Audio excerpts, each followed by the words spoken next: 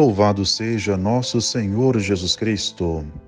Meus caros irmãos e irmãs, nesta quarta-feira temos o Evangelho de São Mateus, capítulo 10, versículos do 1º ao 7º. Então nós vemos que estamos ao início deste capítulo 10º, que é chamado o capítulo missionário, o discurso missionário de Jesus. Porque, de fato, é uma chamada que Jesus faz aos seus apóstolos, e aí nós vemos hoje, Jesus coloca os nomes dos 12 apóstolos, chamando a cada um deles e, em seguida, enviando em missão. Então nós vemos que São Mateus se preocupou em colocar este dado, um dado histórico, na vida de Jesus aqui na Terra, que de fato ele, ao chamar os seus apóstolos, os enviou em missão. E nós vemos o próprio São Mateus, lá no final do seu evangelho, e aí capítulo 28, quando Jesus sobe aos céus, a sua ascensão, vemos São Mateus falando que Jesus enviou os seus apóstolos a todas as nações. Mais uma vez, São Mateus vem falar da missão. Então nós vemos que São Mateus se preocupou com este dado, que de fato fala forte no Evangelho, fala forte na vida de Cristo. Ele veio ao mundo, anunciou a palavra do Pai, a vontade do Pai, mas quis contar com os colaboradores, inicialmente seus apóstolos. E vemos, conforme a citação de hoje, os apóstolos treinaram para serem missionários. Neste primeiro momento, nós vemos os apóstolos que saem em missão sob o olhar atento de Jesus. Jesus os acompanha na tarefa de evangelizar. E mais ao final, conforme disse, no capítulo 28, no momento da ascensão do Senhor, o Senhor Jesus já não estará presente fisicamente para instruir os apóstolos, mas já deu a lição para eles. Então agora o Senhor Jesus quer que eles de fato saiam em missão a todos os lugares do mundo.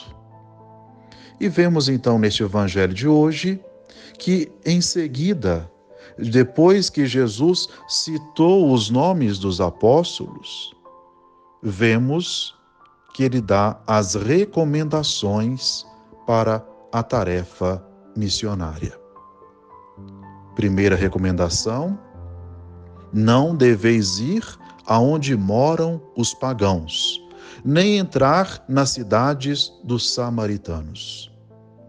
Ora, Jesus sabia muito bem que era o primeiro trabalho missionário de seus apóstolos.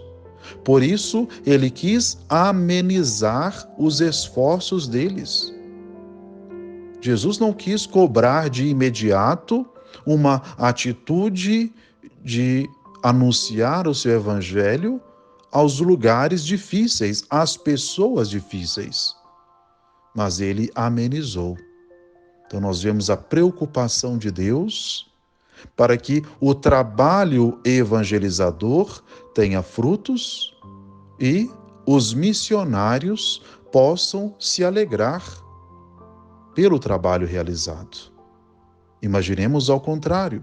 Se de fato Jesus tivesse enviado seus apóstolos àqueles lugares difíceis, àquelas pessoas difíceis, certamente muita frustração estaria presente no coração de seus apóstolos. Mas então ele se preocupou em amenizar, não dar tantas dificuldades aos seus apóstolos. E podemos colocar isso na nossa vida.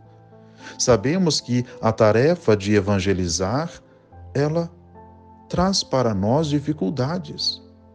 Mas, conforme vem a segunda recomendação de Jesus, ide antes às ovelhas perdidas da casa de Israel.